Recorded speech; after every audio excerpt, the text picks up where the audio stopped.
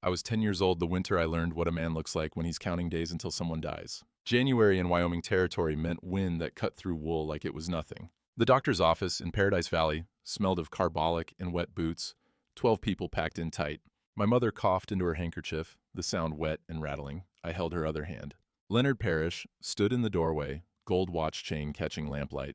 He didn't need to raise his voice. "Mrs. Whitmore, you owe $847. 6 months overdue." He unfolded papers, reading slow. "Upon death of borrower, homestead property reverts to First Valley Bank as collateral," Mrs. Calloway whispered loud enough for the whole room. Poor child, orphaned by spring. I watched Parrish's eyes flick to my mother's chest, counting each labored breath. That's when I knew. He wasn't collecting a debt, he was waiting for her to die. I ran into the blizzard without my coat. The cold hit like a fist. 15 below, the wind screaming across open prairie. I knew the way to Blackwood Ranch, 8 miles north, past Miller's Creek, through the cottonwood bottoms. My father had pointed it out once before the rock slide took him. I fell at the first mile. Snow up to my knees, dress soaked through, got up, fell again at 3 miles. Couldn't feel my hands anymore. They looked like white claws in front of me. Got up.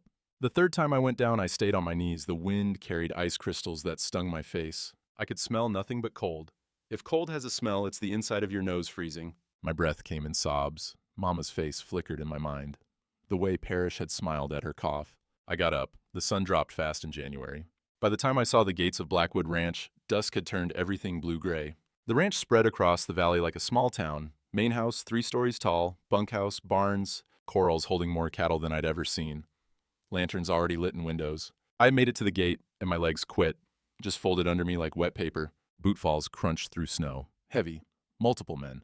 "Cristo," someone said, Spanish accent. "Jefe, come quick." More boots, these ones slower, deliberate. A shadow fell over me, blocking what little light remained. I looked up.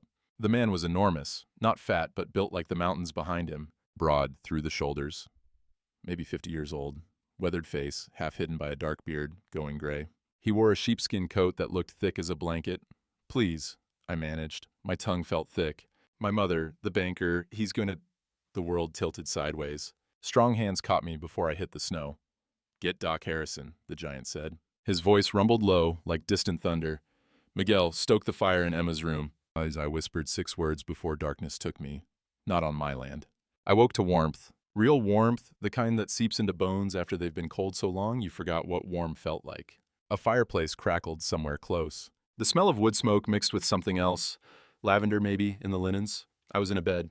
An actual bed with a real mattress, not the cornhusk pallet Mama and I shared. The room glowed amber from firelight. Heavy curtains on the windows, a thick rug on the floor. On the wall opposite, a painting. A girl about my age, blonde hair and braids, wearing a blue dress. She was smiling like she'd just heard something funny.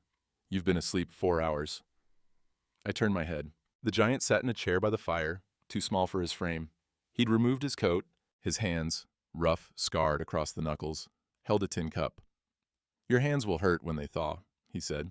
"Already starting to pink up. No permanent damage, Doc thinks." I tried to sit. Pain shot through my fingers, my toes. I gasped. "Easy." He stood, moved to the bedside. Up close, his eyes were dark, tired, lines carved deep around them. "Drink this." He held the cup to my lips. Broth, rich with salt and fat. It burned going down, but I didn't care. "My mother," I said, when I could speak. "She's sick. Consumption. The banker, Mr. Parrish, he wants our land. There's coal under it, everyone knows. He's waiting for her to die, so he can take it from the bank. She owes him $847 for doctor bills." The words tumbled out too fast. The giant listened without interrupting. "Our homestead's on the 4th year. 1 more year, and it's ours free and clear. But if Mama dies before then—" I stopped. Couldn't say it out loud. His jaw tightened. He looked at the painting on the wall. "That's Emma," he said quietly. "My daughter. She was 11 when the consumption took her. 8 years ago this March." The fire popped. Sparks drifted up the chimney. "I'm sorry," I whispered. He shook his head once, sharp, like shaking off a fly. Then he moved to the dresser, opened a drawer. When he turned back, he held something small in his palm. A gold pocket watch. The same kind Parrish wore, but older, more worn. He pressed the catch. The cover opened with a soft click. Inside, nestled against the watch face, a lock of blonde hair, tied with blue ribbon. His thumb traced the edge of the case. His hand trembled. "How old are you, child?" His voice cracked on the last word. 10. I said. 10 last November. The watch stayed open in his hand. He stared at that lock of hair like it might speak to him. Outside, the wind howled. Inside, the fire burned warm. But the look on his face was the coldest thing I'd ever seen. The man, I still didn't know his name, closed the watch with a careful click. He slipped it into his vest pocket. I'm Jonah Blackwood. He straightened, suddenly all business. Miguel's my foreman. We'll get you fed. Then you'll tell me everything. Every word Parrish said. Every paper you've seen. Understand? I nodded. Good girl. He moved to the door, opened it. Miguel! Footsteps in the hall. The man who appeared was lean, maybe 40, with a lined face and sharp eyes. He smelled of horses and leather oil. Bring soup, bread, whatever Rosa made for supper. Jonah looked back at me. You eat, then we talk.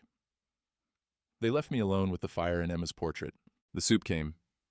Beef and barley, thick enough to stand a spoon in. Real butter on bread that was still warm. I ate until my stomach hurt, then ate more. When was the last time I'd been full? October, maybe? When I finished, Jonah returned. He'd brought another man, older, maybe 60, with wire spectacles and a black bag. This is Doc Harrison, Jonah said. He's the one who treated your mother's consumption. Doc Harrison knelt beside the bed, gentle as he examined my hands. His fingers were warm, steady. He smelled of tobacco and peppermint. Frostbite's not severe, he said. Keep them warm. No permanent damage. He looked at Jonah. The mother, though, Catherine Whitmore. 6 months, I told her. Maybe 8 if she gets rest, clean air, plenty of water. Can she be moved? Jonah asked. To where? Town hospital's full of miners with black lung. She's better in her own bed if... Doc trailed off. If what? I asked. Doc Harrison looked at me over his spectacles. Something in his face shifted. Not pity, respect maybe. If she can afford to stay warm, to eat, to keep the homestead running without killing herself trying. He stood. That medical debt, $847. That's what I charged over 2 years of house calls. Parrish bought the debt from me 6 months ago, paid cash. The room went quiet except for the fire's crackle. Why would he do that? I asked, though I already knew. Leverage, Jonah said. The word came out hard. With the debt, he controls the collateral. Your homestead's worth what? Maybe $2,000 if you prove it up? My father said it'd be worth more, I said, because of the spring, clean water, year-round, and... I stopped. And the coal, Jonah finished. Everyone knows there's a seam under those eastern parcels. Question is how deep and how much. Doc Harrison picked up his bag. The debt's legal. The collateral clause is legal. If Catherine dies before May of next year, the proving period fails. Land reverts to the bank per the loan agreement. Parrish wouldn't, I said. But even as I spoke, I knew better. He would, Doc said quietly. He already has surveyors camped on the ridgeline. Saw their fires myself last week. After Doc left, Jonah sat heavy in the chair. The wood creaked under his weight. Tell me about the spring, he said. So I did. How it never froze, even in January. How it fed our vegetable garden, our chickens, gave us water for washing and drinking. How it flowed down through 3 other properties, including Parrish's lower pasture. Downstream water rights, Jonah muttered. That's what he really wants. Control the source, control everyone below. I didn't understand all of it, but I understood enough. Mr. Blackwood, I said, can you help us? I'll work. I'll do anything. Cleaning, cooking, whatever you need. I'm strong. I can... He raised one big hand. Stop. I'll think on it. He stood. You'll stay here tonight. Tomorrow, Miguel takes you home. We'll see what we're dealing with. He moved to the door. Mr. Blackwood? He paused. Thank you for the soup, for... I gestured at the room. Emma's room. His shoulders tightened. He didn't turn around. Get some rest, he said, and left. I woke to voices in the hall, men's voices, urgent. Gray dawn light seeped through the curtains. Came by telegraph an hour ago, someone said. Miguel. When did he file? Jonah's rumble. Yesterday. Territorial Land Office in Cheyenne claims the spring source originates on his upstream parcel, survey, from 1879. That's a lie. Maybe, but he's got papers. Judge Cordell won't rule without a new survey, and that takes 6 weeks minimum. Silence. Then Jonah's voice, low and dangerous. He's cutting off her water. Already done. Rode past the Whitmore place this morning. Creek's been diverted uphill. Nothing but mud at the spring head. My chest tightened. No water. Mama needed water. For drinking, for washing, for everything. I threw off the blankets, ran to the door, yanked it open. Jonah and Miguel stood in the hallway. Both turned. He can't do that, I said. My voice came out high, panicked. The spring's on our land. It's ours. Miguel's face was grim. He filed a claim saying otherwise. Says the source is 40 yards uphill from where everyone thought. On property he bought last year. That's not true. I pushed past them, down the stairs, had to get home, had to see Mama.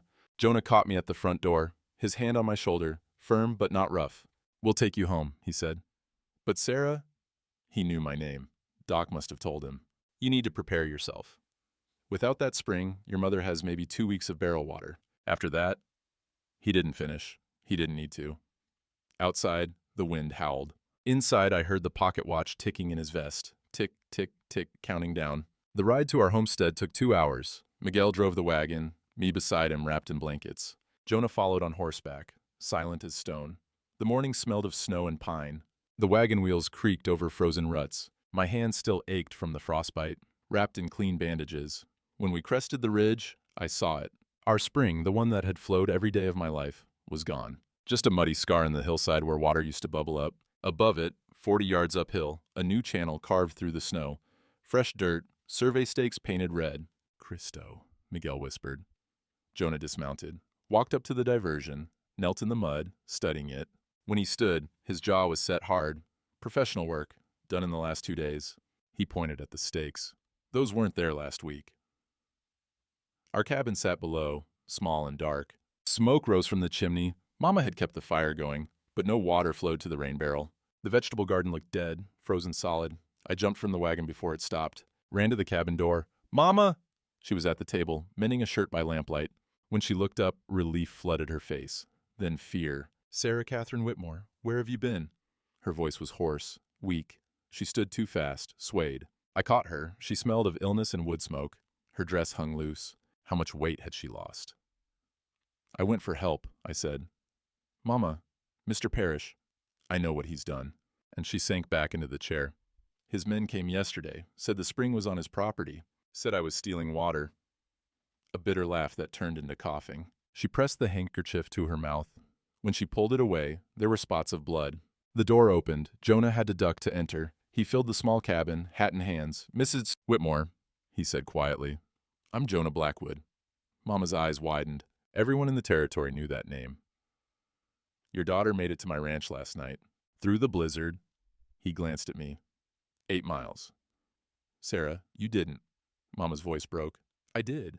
And Mr. Blackwood's going to help us. I looked at him. Right? He didn't answer right away. Just studied our cabin, the thin walls, the gaps where wind whistled through, the single room that served as kitchen and bedroom, both. His eyes lingered on my father's tools in the corner, on the family Bible on the shelf. The medical debt, he said finally, $847. If that was paid, would Parrish back off? No, Mama said softly. He wants the land. The debt's just his lever. Jonah nodded, like she'd confirmed something he already knew. I'll be in touch, he said, and left. 3 days later, a rider came. Not from Blackwood Ranch, from the other bank, in town.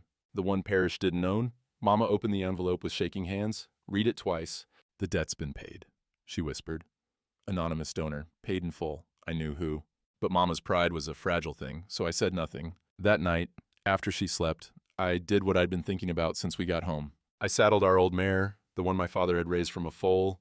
She knew the way in the dark. Miguel had taught me to ride properly 2 summers ago, when he'd helped us fix the fence line. The moon was near full, turning the snow blue-white. I rode to the spring, to those new survey stakes. They were wrong. I knew they were wrong. I'd played by this spring my whole life. Knew every rock, every tree. These stakes were 40 yards too high up the slope. I pulled out the paper and pencil I'd brought, started sketching, the old oak tree, the lightning-struck pine. The boulder shaped like a sitting bear. I marked where the stakes were now. Where they should be, my hands cramped from cold and the lingering frostbite. I worked fast. Voices. I froze. Men coming up the trail, lamplight bobbing. I slid off the mare, pressed myself behind the bare rock. The horse, bless her, stayed quiet. 2 men. I recognized one. Worked at Parrish's bank. The other was older, wore a surveyor's vest. Just move them back before anyone notices, the banker said. I don't like it. The surveyor's voice was slurred. Whiskey. Falsifying territorial records, that's prison time. It's $50 gold for 1 hour of work. You've already done the hard part. And they stopped at the stakes. The surveyor pulled one up, moved it 15 yards downhill, then another. The banker pulled something from his coat. Even in moonlight, I saw it glint. A $50 gold piece. Pleasure doing business, the banker said. They left, laughing. Their lamplight faded down the trail. I waited until I couldn't hear them anymore. Then I went to the new stake positions, sketched those too. My map now showed 3 positions, where the stakes should be, where Parrish's men first put them, where they'd just moved them again. Proof. I had proof. I rode home as the first gray of dawn touched the eastern sky. Hid the sketch inside the family Bible. Pressed between Psalms and Proverbs. When Mama woke, I was making breakfast like nothing had happened. But my hands wouldn't stop shaking. A week passed. Mama's cough worsened. The barrel water dropped to half, then a quarter. Doc Harrison came twice. Each time he looked grimmer. The second time, he pulled me aside outside the cabin. She needs to be in a dry place, warm, with clean water. His breath fogged in the February cold. This cabin's killing her, Sarah. The damp, the cold seeping through the walls. She won't make it to spring here.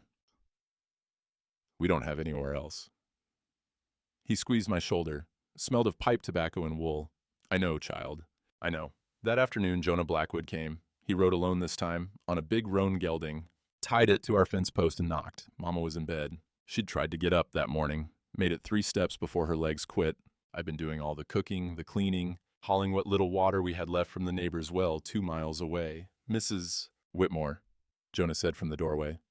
May I come in? Yes. Mama's voice was barely above a whisper. He entered, hat in hand again. Seemed even bigger in our tiny cabin. He smelled of horses and cold air and something else. Soap, the good kind. I have a proposition. He pulled a chair close to the bed, sat.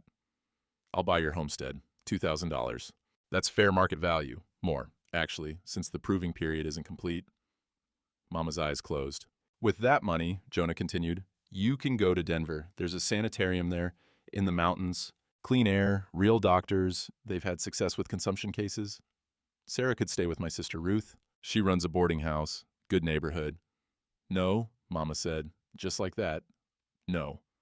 Jonah's jaw tightened. Mrs. Whitmore, with respect, this land is all Sarah will have of her father. Mama's eyes opened. They were fierce, despite her weakness. William died building this homestead. Spent 3 years breaking his back on this soil. He's buried on that hillside. She pointed towards the window. I will not sell his grave. Mama, I said, if it means you live, what good is my life if I teach you that everything can be bought? She tried to sit up, failed. This land is yours, Sarah Catherine. Your legacy. Your father's sweat is in every fence post. His blood is in that soil where the rocks took him. Her voice rose, getting stronger with anger. Parrish wants it because there's coal underneath, because there's water, because he can profit. She looked at Jonah. You want it because, why, pity, guilt over your own daughter? Jonah's face went still as stone. I don't need another rich man deciding what's best for me. Mama's hands clenched the blanket. I don't need... The coughing hit, violent, racking. Her whole body shook with it. I grabbed the basin. Mama coughed into it. Couldn't stop, coughed until she brought up blood. Not spots this time. Real blood, dark and thick. Mama! I held her shoulders. When it finally stopped, she collapsed back. Her lips were flecked red. The handkerchief in her hand was soaked through. Doc Harrison's words echoed. She won't make it to spring here. Jonah stood, moved to the door, stopped with his hand on the latch. Your pride will kill you, Mrs. Whitmore. His voice was low, not angry, sad. And leave your daughter alone. He left without another word. Mama lay, gasping. I wiped her mouth with a clean cloth. Her skin was hot. Fever coming back? I'm sorry, baby, she whispered. I'm sorry. Don't be sorry, I said. Just get better. But we both knew better was a long way off. 2 days later, I went to town for supplies. Miguel had left money. From Mr. Blackwood, he'd said. For food, he claimed. But I knew it was more charity. I hated taking it, hated needing it. The general store smelled of flour and pickles and the soap they made in the back. Mrs. Halloway ran it, a plump woman who'd always been kind to Mama and me. I was picking through the bean barrel when I heard voices in the next aisle. Such a burden, Caroline. I don't know what to do. Mrs. Parrish, the banker's wife. These things are in God's hands, another woman said. Mrs. Brennan, maybe? Leonard's beside himself. The surgery in Boston, $3,000? $3,000? Where does a banker in Wyoming Territory find that kind of money? My hand froze in the beans. Your Emily's not getting better? Mrs. Brennan's voice dropped with sympathy. Worse. The doctor says, without the surgery, she'll be gone by summer. Her lungs are... Mrs. Parrish's voice cracked. She's only 10 years old. Same age as that Whitmore girl. The beans rattled as my hand shook. Leonard found a buyer for the Whitmore land. Once he takes possession, he can sell it to the Denver Mining Company. They've been asking about coal rights for months. He says it'll bring $50,000, maybe more. Enough for Emily's surgery, and then some. But the Whitmore woman's still alive. A pause. The sound of fabric rustling, a sigh. Barely. Leonard says she has weeks at most. The homestead proving period fails when she dies. Land reverts to the bank, then it's ours to sell. And I stood there holding a scoop of beans, understanding flooding through me like ice water. Parrish had a daughter, 10 years old, dying, just like Mama, just like Jonah's Emma had died. And he needed the money from our land to save her. He wasn't a monster waiting for Mama to die for profit. He was a father trying to save his child. Which made it worse. So much worse, because I understood. If it was Mama who needed $3,000 for surgery, and some other family's land held the answer, wouldn't I do the same? Wouldn't I do anything? The scoop slipped from my hand.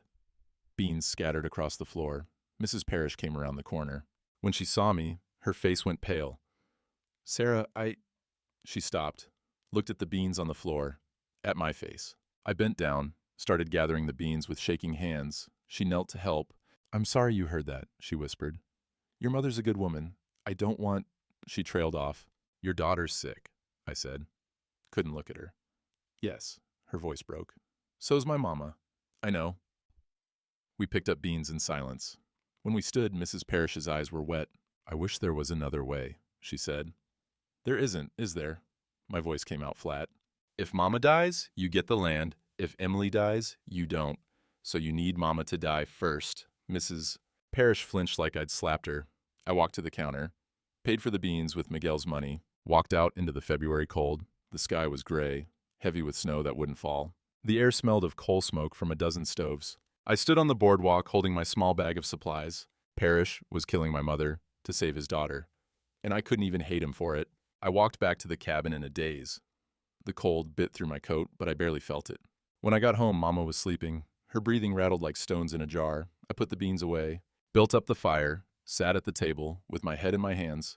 A knock came 3 days later. Not Jonah this time, a woman. She was maybe 50, tall and straight-backed, wearing a traveling suit the color of charcoal. Her hair was pinned up tight. She smelled of rosewater and train soot. You must be Sarah. Her voice was crisp, Eastern accent. I'm Ruth Blackwood, Jonah's sister. I stared. May I come in? It's still cold as the devil's heart out here. I stepped aside. She entered, took in the cabin with sharp eyes. Mama stirred in the bed. Who? Mama started to say. Ruth Blackwood, Mrs. Whitmore. I've come from Denver at my brother's request. She pulled off her gloves, fine leather. He telegraphed that you needed help. I came. We don't need... Mama began. Yes, you do. Ruth said it kindly but firm. And I'm not here to debate. I'm here to teach this girl something useful while there's still time. The words hung in the air. While there's still time.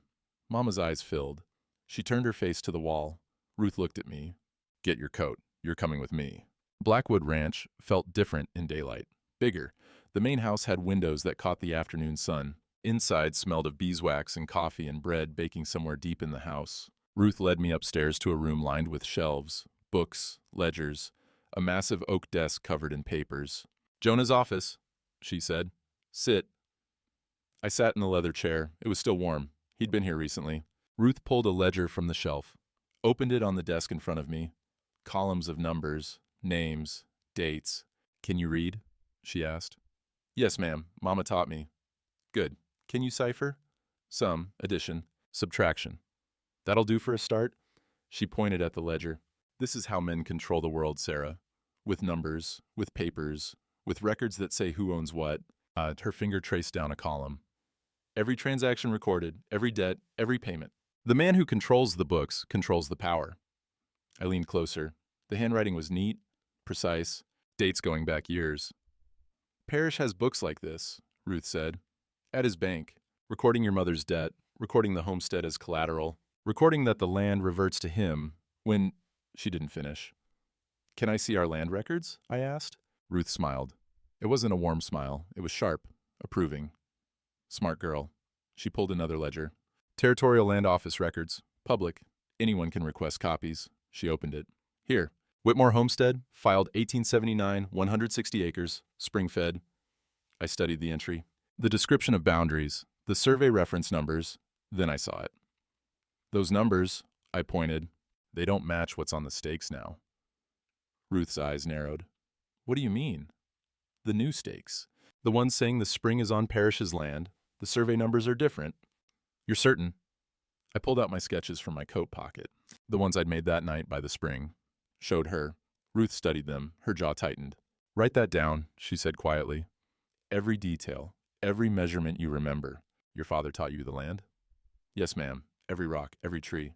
Then you're a witness. She pulled out clean paper. A good pen, real ink, not the watered stuff Mama and I used. Write it all. We're building a case. For the next 2 hours, she taught me how to read legal descriptions, how to spot inconsistencies in documents, how to track money through ledger entries. My head spun, but something else happened too. I felt less helpless. Knowledge is armor, Ruth said as the light faded outside. Men think little girls don't understand business, law, property. They're wrong. She closed the ledger, looked at me direct. Your mother's pride is going to kill her, Sarah. You understand that? I nodded. But it's her pride, her choice. All we can do is make sure that if she dies, it's not for nothing. Ruth's voice softened. The land stays yours, the legacy stays intact. That's what she wants, so that's what we'll fight for. Outside, I heard cattle lowing, the sound of men working, the thunk of an axe splitting wood.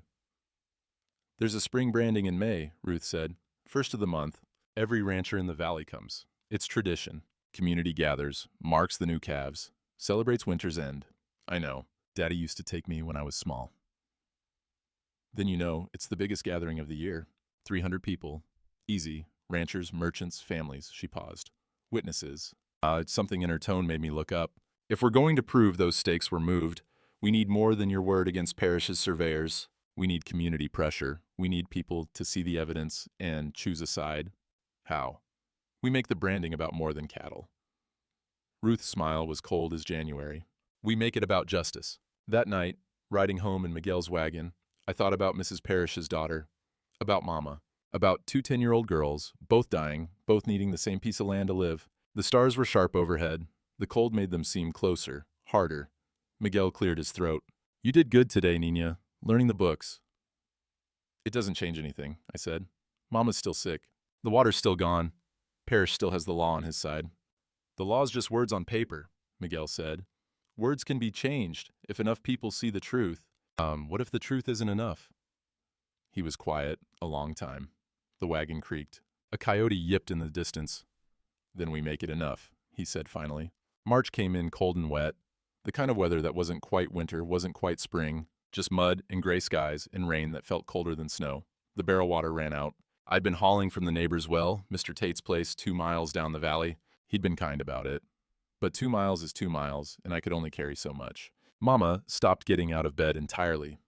One morning, Miguel showed up at dawn. He had a wagon loaded with barrels, 4 of them, full. From the ranch, he said when I tried to thank him. Boss says you're not to go hauling water yourself anymore. I'll bring it twice a week. We can't pay. Didn't ask you to. He started unloading. You got your hands full keeping your mama alive. I helped him carry the barrels inside. He moved easy despite his lean frame, efficient. When we finished, he stood looking at our cabin, at the gaps in the walls where wind whistled through. You need chinkin', he muttered. Those gaps will kill her sure as the sickness. Daddy was going to fix them. Before...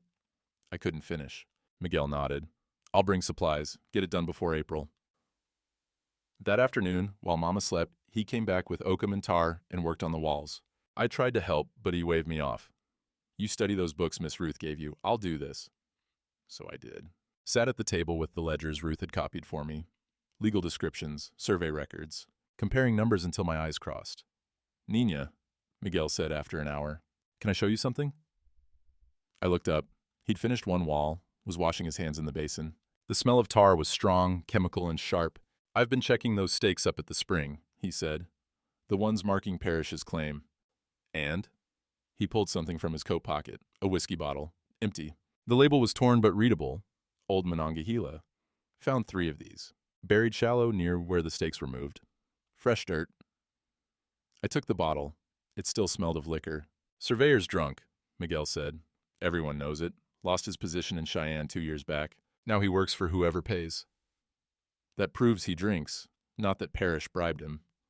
No, but this does. He pulled out something else. A coin, gold, $50 piece. Found it at the same spot, in the mud where they moved the last stake. He turned it over in his fingers. Mint is Denver, 1880. These are rare out here. Most gold pieces in the territory are California Mint or Carson City. The parish has Denver coins. His bank does. I checked the ledgers Ruth showed you. There's an entry from last October, withdrawal of $500 in Denver Mint gold pieces. For land office expenses, my heart started beating faster. You're sure? As sure as I can be without asking him directly. Miguel pocketed the coin. I'm taking this to Judge Cordell tomorrow. He's territorial judge. Rides circuit through here twice a year. He's in Paradise Valley now, hearing cases. Will he listen? Miguel's face was grim. He's honest. Whether that's enough, I don't know. Judge Cordell was staying at the boarding house in town. Miguel took me with him the next day. Said a child witness carried weight. The judge was maybe 60, white-haired, with sharp blue eyes that missed nothing. His room smelled of pipe tobacco and old leather, law books stacked on every surface. Miguel laid it all out. The move stakes, the whiskey bottles, the gold coin, my sketches. Judge Cordell examined everything in silence. When he looked at my drawings, his eyebrows rose. You drew these? He asked. Yes, sir. How old are you? 10. And you're certain about these measurements? The positions? Yes, sir. My father taught me the land. I've played by that spring my whole life. The judge leaned back in his chair. It creaked. Outside, rain pattered against the window glass. The law is clear on this, he said slowly. A territorial survey recorded in 1879 establishes the boundary. If someone wants to challenge it, they need a new official survey. Parrish filed his claim with references to the old survey. If those references are false, he's committing fraud. Miguel finished. Potentially. The judge tapped the gold coin.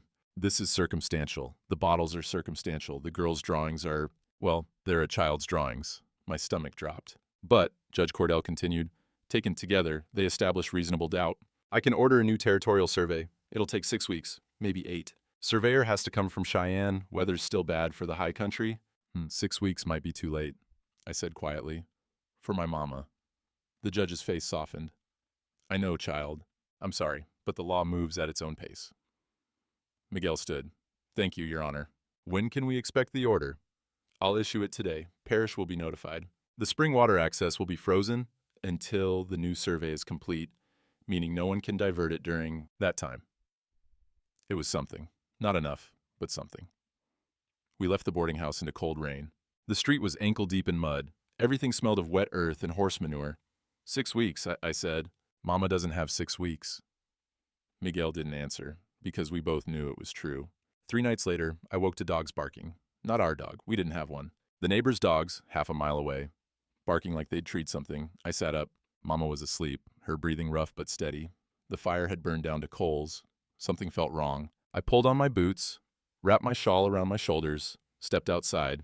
The moon was near full, hiding behind racing clouds. The air smelled of rain and something else. Something chemical, sharp, kerosene. I ran, up the hill to where our spring had been, where the diversion was. My boots slipped in mud, but I kept going. 3 men on horseback. Dark shapes against the sky. One held a lantern. Another held a can, the kind they hauled kerosene in for lamps. They were pouring it into the diverted spring channel, the one that fed back down to our property. That's enough, one said. It'll seep into the groundwater, kill anything growing, make the soil useless for years. Boss said make sure they can't use it even if they win the survey. I opened my mouth to scream. A hand covered it. Strong, calloused, I thrashed. The hand held firm. Another arm wrapped around my waist, lifted me off the ground. Easy, Nina. It's Miguel. I went still. He lowered me, turned me around. In the moonlight, I could see his face. Hard, angry. Behind him, 6 more riders appeared, silent. Blackwood ranch hands, I recognized some. The men with the kerosene looked up, saw they were outnumbered. We're just following property lines, the one with the lantern said. Too loud, nervous. At midnight. With kerosene. Miguel's voice was flat. Drop it. You got no authority. I got 6 rifles say otherwise. The Blackwood men didn't point their weapons. Didn't need to, the threat was clear. The kerosene men dropped the can. It spilled into the mud. The smell was overpowering. You tell Parrish, Miguel said, that this land's under protection now. Anyone comes up here after dark, we'll assume they mean harm, and we'll respond accordingly. And the lead man's face twisted. Little girl with big friends. Must be nice. He looked at me.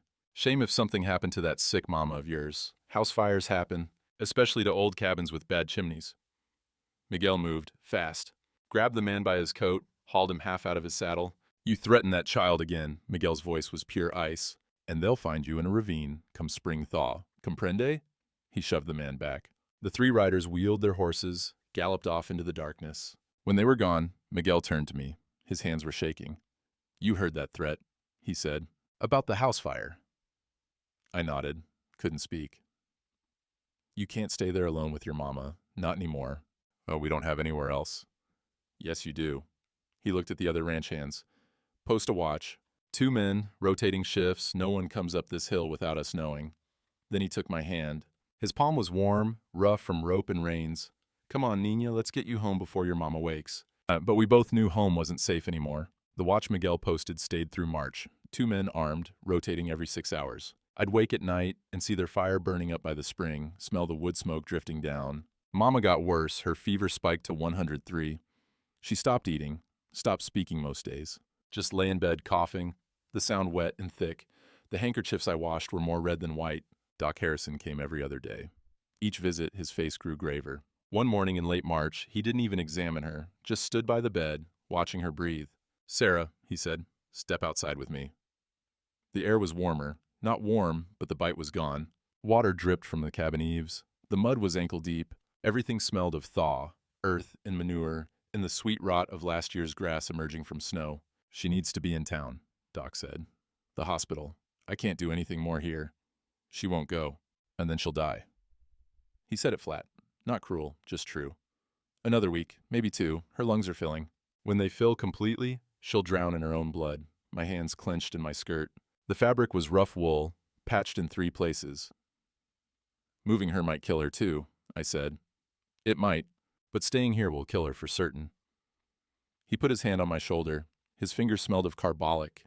I'm sorry, child. I truly am. After he left, I went back inside, sat beside Mama's bed. Her eyes were closed, her breathing labored. The skin around her lips had a blue tinge. Mama? I whispered. Her eyes opened. Unfocused at first. Then they found me. Sarah. Her voice was thread thin. My baby girl.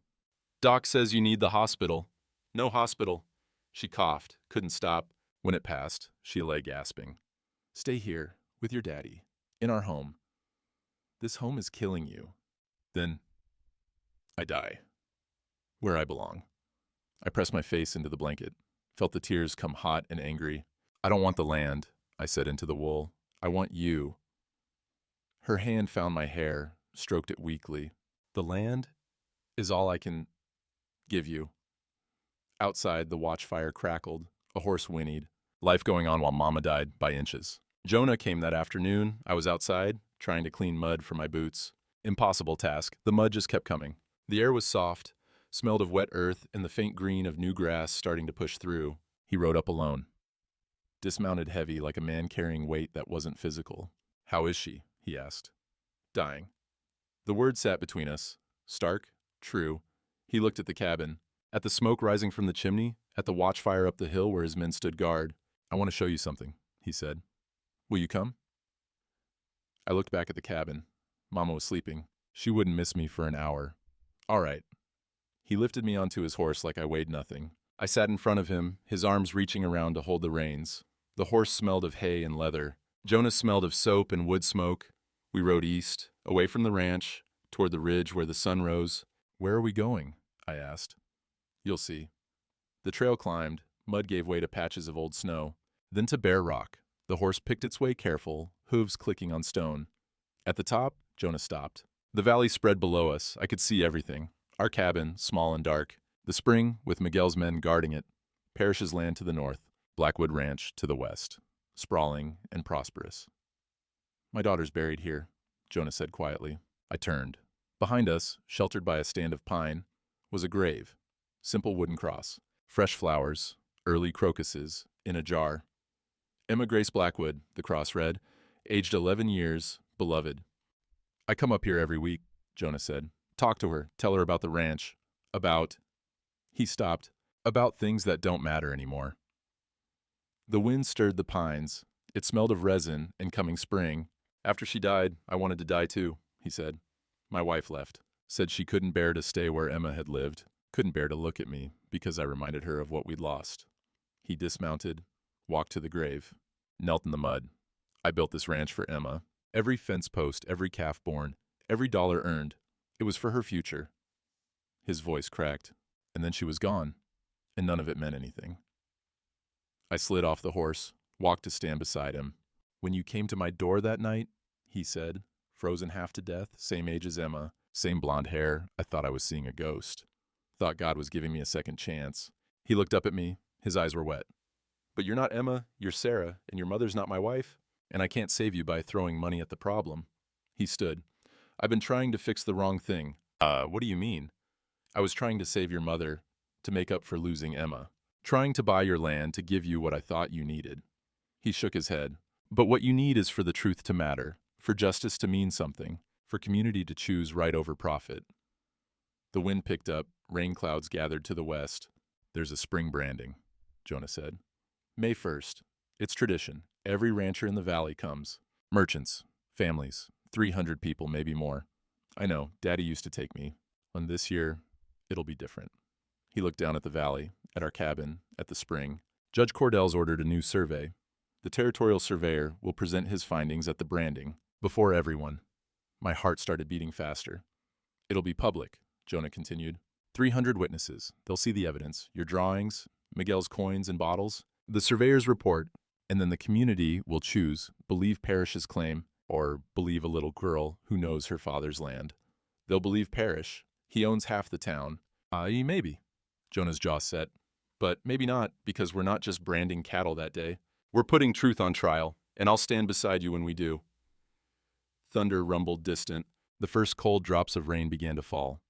What if Mama dies before then? I asked. What if she doesn't live to see it? Jonah's face was stone. Then we make sure her death meant something. He turned to Emma's grave. I couldn't save my daughter, but I can help save her legacy. Make sure her name stood for something good, for choosing the right thing even when it costs everything. He looked at me. Your mother's pride is killing her, Sarah. But it's also the only thing keeping her alive. She won't give up the land because it's your father's gift to you. That's love. Fierce, stubborn, dying love. His voice dropped. All we can do is honor it. The rain came harder. Cold spring rain that smelled of earth and metal. The branding's in 5 weeks, Jonah said. We prepare. We gather every piece of evidence. We make sure that when the moment comes, the truth is so clear that even Parrish's money can't hide it. And if we lose, then we lose knowing we fought. He mounted his horse, reached down to lift me up, but I don't intend to lose. That night, after Mama fell asleep, I sat at the table with my drawings, with the ledger copies Ruth had given me, with everything we'd gathered. Outside, rain drummed on the tin roof. The watchfire up the hill guttered and smoked. Inside, Mama's breathing rattled. I thought about Emily Parrish, 10 years old, needing surgery, about Mama, dying for land and pride, about Emma Blackwood, buried on a hilltop with crocuses. 3 10-year-old girls, 1 dead, 2 dying, all because land and money and pride mattered more than life. Except it wasn't about land, not really. It was about what land meant. Legacy, memory, the proof that your father's sweat mattered, that your life left something behind. I pulled out a clean sheet of paper, started writing everything down. Every detail, every measurement, every piece of evidence, made it clear, simple, true, because in 5 weeks, I'd stand before 300 people and tell them what I knew, and they'd have to choose, believe a banker with power or believe a little girl with truth. Outside, the rain fell steady, spring rain, washing away the last of winter. Inside, I wrote until the candle burned low and my hand cramped. Wrote until I heard Mama stir. Sarah? Her voice was weak, confused. What are you doing? Getting ready, I said. For what? I looked at her wasted face, her fever-bright eyes, her hands like bird bones on the blanket. For May 1st, I said. For the day we win, she smiled. It was the saddest thing I'd ever seen. My brave girl, she whispered. Then she closed her eyes and slept. April passed in a blur of preparation and dread. Mama held on, barely. Doc Harrison moved into our cabin for the last week, said she needed constant watching. Her lungs were so full she couldn't lie flat anymore. We propped her up on pillows and still she gasped like a fish on land. Will she make it to May 1st? I asked Doc one morning. He looked at me with tired eyes. I don't know, child. Every day she's still breathing is a miracle. And the new survey was completed April 28th. The territorial surveyor, a different man, not the drunk Parrish had bribed, Rode the boundaries 3 times. Took measurements. Compared them to the 1879 records. Judge Cordell reviewed his findings. Sealed them. Said they'd be opened publicly at the branding. Let the community see justice done in daylight, he'd said. May 1st dawned clear and warm. The smell of spring was everywhere. Green grass pushing through mud. Wildflowers on the hillside. The sweet scent of warming earth. Birds sang. Robins, meadowlarks, the high trill of hawks circling overhead. Miguel came at dawn with the wagon. Ruth sat beside him, dressed in practical wool despite the warmth. Ready? Miguel asked. I looked back at the cabin. Doc Harrison stood in the doorway. He nodded. She's stable enough to move. I'll bring her in an hour. She wants to see this. My throat tightened. She's too weak. She knows, but she wants to watch her daughter fight. Doc's smile was sad. Let her have that. So we went. Blackwood Ranch had been transformed. The main corral was packed with cattle, new spring calves bawling for their mothers, older cows shifting restless. 3 branding fires burned, smoke rising straight in the still air. The smell of burning hair and hot iron hung thick. But it was the people that made me stop and stare, hundreds of them. Ranchers in work clothes and Sunday hats, merchants from town in clean shirts, women in their best dresses, children running between wagons, cowboys on horseback, ready to work the cattle. 300 people, easy, maybe more. They'd set up a platform in front of the main house. Rough lumber, hastily built. Judge Cordell stood on it, black robes making him look like a crow, the territorial surveyor beside him, holding a leather case. Jonah was everywhere, greeting arrivals, directing hands to tend the fires, his big frame moving with purpose. When he saw me climb down from the wagon, he came over. Your mother? He asked quietly. Coming. Doc's bringing her. He nodded. Then he reached into his vest. Pulled out the gold pocket watch. I want you to have this now, he said, before it begins. Mr. Blackwood. I can't. Emma would want you to. He pressed it into my palm. The metal was warm from his body. Open it.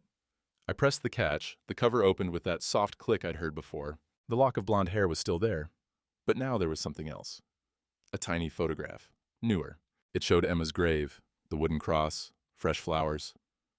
She's not gone if we remember her, Jonah said. If we honor what she meant, courage, truth, fighting for what's right even when it costs everything. His voice thickened. You're not replacing her, Sarah. You're honoring her. By being exactly who you are. A little girl brave enough to stand up to power. I closed the watch, felt its weight in my hand, slipped it into my pocket where it rested solid against my hip. Thank you, I whispered. He nodded once. Then he turned and walked toward the platform. At 10 o'clock, Judge Cordell called for silence. It took a while. 300 people don't quiet easy. But eventually the talk died down.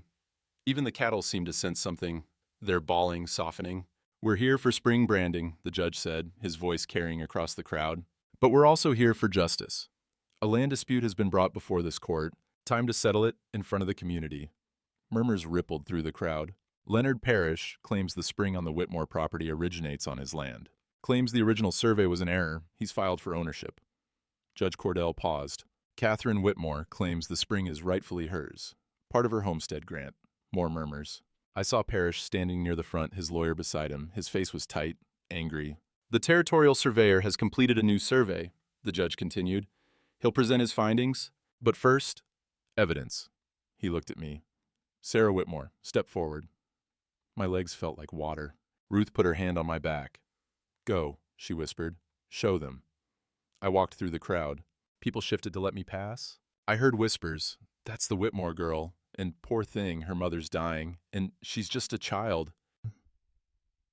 I climbed the platform steps. My boots sounded loud on the raw lumber. Judge Cordell looked down at me. You have evidence to present? I pulled out my drawings, the ones I'd made that night by the spring. My hands shook, but I held them steady. These show where the survey stakes are now, and where they used to be. My voice came out thin, but clear. They've been moved, 40 yards uphill. How do you know they were moved? Parrish's lawyer demanded. You're a child. How can you possibly... Because I've played by that spring my whole life. I looked at him direct. My father showed me every boundary marker, every rock and tree. I know that land like I know my own face. And I pointed to the drawings. The lightning-struck pine, the boulder shaped like a bear, the old oak with the bent trunk. Those don't move. And the stakes are in the wrong place now. Children make mistakes, the lawyer said smoothly. Their memories aren't reliable. Then explain these. Miguel stepped forward. He held the whiskey bottles, the gold coin, Found buried near the moved stakes, he said. 3 bottles of old Monongahela, Surveyor's brand, and this $50 gold piece. Denver Mint, 1880. He looked at Parrish. Matches the withdrawal from your bank last October. $500 in Denver Mint gold, recorded in your own ledgers as land office expenses. The crowd stirred, louder now. That proves nothing, Parrish said. His voice was too loud. Circumstantial. Then let's hear what the official survey says, Judge Cordell said. He nodded to the territorial surveyor. Present your findings. The surveyor opened his leather case, pulled out maps, drawings far more detailed than mine. The original 1879 survey was accurate, he said. I've verified it against the natural landmarks. The spring source is 40 yards downhill from the current stake positions. The stakes have been moved. The crowd erupted, shouts, arguments. I saw Mrs. Calloway's face go red. Saw merchants who did business with Parrish shaking their heads. Order! Judge Cordell's voice cracked like a whip. Order! Slowly, the noise died. The survey is clear, the judge said. The stakes were moved. The spring belongs to the Whitmore property. Your Honor, Parrish's lawyer stood. We request denied. The evidence is overwhelming. Judge Cordell looked at Parrish. Did you bribe the surveyor to move those stakes? Parrish's face was white, then red, then white again. I did what I had to do, he said finally. His voice was hard, defiant. My daughter needs surgery. $3,000. Where else was I supposed to get that kind of money? The crowd went dead silent. So you admit it? The judge said softly. Yes. Parrish looked at me. His eyes were wild. Yes, I tried to take your land. I moved the stakes. I bribed the surveyor. Because my daughter is dying and I'd do anything to save her. His voice broke. She's 10 years old, same as you. Don't you understand? I'm just trying to save my little girl. The crowd shifted, uncomfortable. Sympathetic murmurs mixed with angry ones. I stood there, the gold watch heavy in my pocket, looked at this man who'd tried to kill my mother to save his daughter, saw him not as a monster, but as a father. Just like Jonah was trying to honor Emma, just like Daddy had died building our homestead. Everyone fighting for their children, everyone losing. The ruling stands, Judge Cordell said. The spring belongs to Catherine Whitmore. Leonard Parrish, you're fined $5,000 for fraud and barred from banking in this territory. The land claim is dismissed, but the judge's voice was sad, like the whole thing was a tragedy with no winners. Now, Judge Cordell said, this is a community gathering. We've heard the law, but law isn't the same as justice. So I'm asking the people here, what do you say? He stepped back, gestured to the crowd. Those who believe Parrish's claim should stand despite the fraud, step to the left. Those who believe the Whitmore girl has proven her case, step to the right. And 300 people held their breath. Then someone moved, an old rancher I didn't know. He stepped right, then another, a merchant's wife. Right, then a flood, like a dam breaking. They stepped right, ranchers and merchants and cowboys and families. Right, right, right. I counted without meaning to. 270, 280, 290. When it was done, 287 people stood on the right, 13 stood on the left. Parrish's banker friends, his lawyer, a few people who owed him money. The rest, the vast majority, had chosen to believe a 10-year-old girl with hand-drawn maps and truth. Jonah climbed the platform. He stood beside me, his shadow long in the morning sun. This land stays with the Whitmores, he said, his voice carrying, and anyone who tries to take it will answer to me. The crowd erupted, cheering, clapping. I stood there numb, couldn't quite believe it. We'd won. A wagon rolled up, Doc Harrison driving. In the back, propped on pillows, wrapped in blankets despite the warm day, Mama. She was smiling, tears streaming down her wasted face. I jumped off the platform, ran to the wagon, climbed up beside her. You did it, she whispered. Her voice was barely there. My brave girl, you did it. She coughed. Blood flecked her lips. Mama, don't talk. Save your strength. No. She gripped my hand with surprising force. Listen, the land is yours. Keep it. Build a life on it. Remember your father. Mama. And remember me. Her eyes held mine. Remember we fought. We didn't give up. We chose dignity over safety. Her hand went slack. Mama? My voice cracked. Mama! Doc Harrison was there, checking her pulse. His face went soft. She's not gone, he said quickly. Just exhausted. Let's get her home. They took Mama back to the cabin. Doc Harrison stayed with her, said the excitement had been too much, but she was stable, resting. I stayed for the branding. Jonah insisted. Said Mama would want me to see it through. The work began in earnest once the crowd settled. Cowboys on horseback, cutting calves from the herd, roping them, dragging them to the fires. The smell of burning hair and hot iron filled the air, calves bawling, mothers answering, the sizzle when the brand touched hide. I watched from the fence rail. Ruth stood beside me. "You did well," she said, standing up there, speaking truth. I was terrified. Honest courage isn't not being afraid. It's being afraid and doing it anyway. She smiled. "You're stronger than you know." Parrish left before noon. I watched his wagon roll away, his wife beside him, both of them silent, defeated. "He'll go to Denver," Ruth said quietly. "Sell what he can. Try to raise the money for Emily's surgery some other way." "Will he succeed?" "I don't know. But at least he'll try honestly this time." I thought about that. About a man driven to crime by love for his daughter. About how thin the line was between doing right and doing wrong when someone you loved was dying. "Blackwood paid for Emily's surgery," Miguel said, coming up behind us. "Anonymous. Sent the money to the Denver hospital this morning." I turned. "He did?" "Telegraphed the funds at dawn." $3,000? Miguel's face was unreadable. "Said Emily shouldn't suffer for her father's sins." Ruth made a sound. Half laugh, half sob. "My fool brother," she murmured. "Still trying to save every child." "Not trying to save them," Miguel corrected. "Just giving them a chance. Like Emma deserved. Like Sarah deserved." The branding continued. Calf after calf, marked with the Blackwood JB brand. The sound was rhythmic now. Bawling, sizzle, release. The smell of smoke and spring grass mixed together. Jonah appeared at my elbow. "Come on," he said. "Your turn." "My turn?" "To brand." He gestured toward the fire. "Every rancher's child learns. Your daddy would have taught you if—" He didn't finish. I followed him to the fire. He handed me leather gloves. Too big, but I put them on. Then he gave me the branding iron. Long wooden handle, the business end glowing red in the coals. "See that calf?" He pointed. "Orphan. Mother died. Birthing. We've been bottle feeding her." The calf was small, reddish-brown, with white spots on her face. A cowboy had her roped, holding her still. "You'll brand her here." Jonah touched the calf's hip. Firm pressure, 3 seconds, no more. My hands shook. The iron was heavy. "You can do this," Jonah said quietly. I stepped forward. The calf's eye rolled, showing white. She smelled of milk and grass and fear. "Easy, girl," I whispered.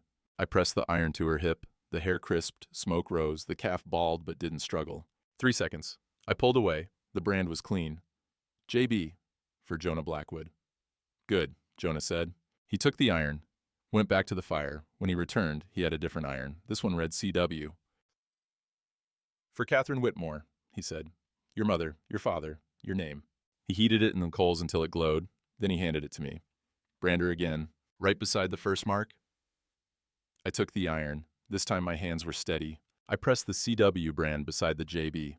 Another 3 seconds. More smoke, more sizzle. When I pulled away, the marks sat side by side. JBCW, Blackwood protecting Whitmore. The cowboy released the calf. She scrambled up, ran to the herd. The brands on her hip were clear, permanent. Jonah knelt beside me. His eyes were wet. "That's how it's done," he said hoarsely. 2 brands, 2 families, 1 herd. He opened his arms. I went into them, let myself be held, let myself cry. The branding continued around us. The sun climbed higher. The spring day warmed. By afternoon, the work was done. 300 calves branded. The fires banked. The crowd beginning to thin as families loaded wagons, headed home. I walked up to the spring with Miguel and Ruth. The watchfires were gone now. No need for guards. The diversion Parrish had dug was being filled in by ranch hands. And the spring was flowing again. Clear water bubbling up from the ground, running down its old channel toward our cabin. The sound was musical, pure. The smell was clean, sweet, with a mineral edge. I knelt, cupped my hands, drank. The water was cold. Perfect. It tasted like home. "Listen," Ruth said. From up the creek, a sharp crack. Then another, loud as gunshots. The ice. The last shelf ice that had clung to the shaded bends all through March and April. It was breaking, splitting, flowing free. We watched it go. Chunks of white tumbling downstream, melting as they went. By the time they reached our cabin, they'd be nothing but cold water. Spring had come. Truly come. That evening, Doc Harrison met us at the cabin. "She's awake," he said, "and asking for you." I went inside. The cabin smelled different, warmer. The gaps Miguel had chinked were holding. No cold draft whistling through. Mama was propped on pillows. Her face was thin, pale, but her eyes were clear. "Did we win?" she asked. "We won." I sat beside her. Took her hand. "The land is ours. The spring is ours. All of it." She smiled, closed her eyes. Your father would be proud. Rest, Mama. You need to get strong. I will. Her voice was soft, certain. Now that I know, you'll be all right. I can rest. She slept then, deep and peaceful. Doc Harrison checked her pulse, listened to her lungs. The fever's breaking, he said, surprise in his voice. Her lungs sound clearer. Not much, but some. Will she live? He looked at me. I don't know, but she's got a better chance now than she did yesterday. Sometimes, he paused. Sometimes the will to live matters as much as medicine. She was holding on to see you win. Now that you have, maybe she can focus on healing. I walked outside as the sun set. The sky was orange and pink, clouds like brushstrokes. The air was warm, smelled of grass and earth and possibility. Jonah rode up as I stood there. Your mother? He asked. Resting. Doc says she's got a chance. He nodded, dismounted, stood beside me looking at the sunset. You know that orphan calf you branded? He said. Yes. She's yours. A gift. Start of your own herd. He glanced at me. Every rancher needs stock. Your daddy would have wanted you to have some. I don't know how to raise cattle. Miguel will teach you. Ruth will teach you the business side. I'll teach you the rest. He paused. If you'll let me. I looked up at this giant man who'd opened his door to a frozen child, who'd paid debts he didn't owe, who'd stood beside me before 300 witnesses. Are you asking to be my... I couldn't say the word. I'm not replacing your father, Jonah said quietly, but I'd be honored to stand in the gap, help where I can, if that's all right with you and your mother. The sun dropped below the ridge. The first stars appeared. Emma would have liked you, he said. I pulled out the pocket watch, opened it. The lock of blonde hair gleamed in the fading light. I'll take care of it, I said, and I'll remember her. That's all I ask. We stood in the warm evening, watching night come. Behind us, in the cabin, Mama breathed easier. Above us, on the ridge where the spring flowed, clear water ran free. And in the valley, 300 witnesses went home knowing they'd chosen truth over power, justice over profit, a little girl's word over a rich man's lies. That night, I branded my first calf, I thought, and started becoming a rancher. That was 43 years ago. I'm 53 now, writing this at the same table where Mama taught me to read. She lived. Not easily, not quickly, but she lived. The spring warmth helped. The clean water helped. Having something to live for, watching me grow, watching the homestead flourish, that helped most. She died peacefully in her sleep, winter of 1896, 13 years after the branding. Long enough to see me marry Miguel's nephew, long enough to hold her first grandchild, long enough to know the land was safe. Jonah Blackwood lived until 1902. The day he died, he was up at Emma's grave, planting crocuses. His heart just stopped. Ruth said it was fitting. He went doing what he loved, tending memory.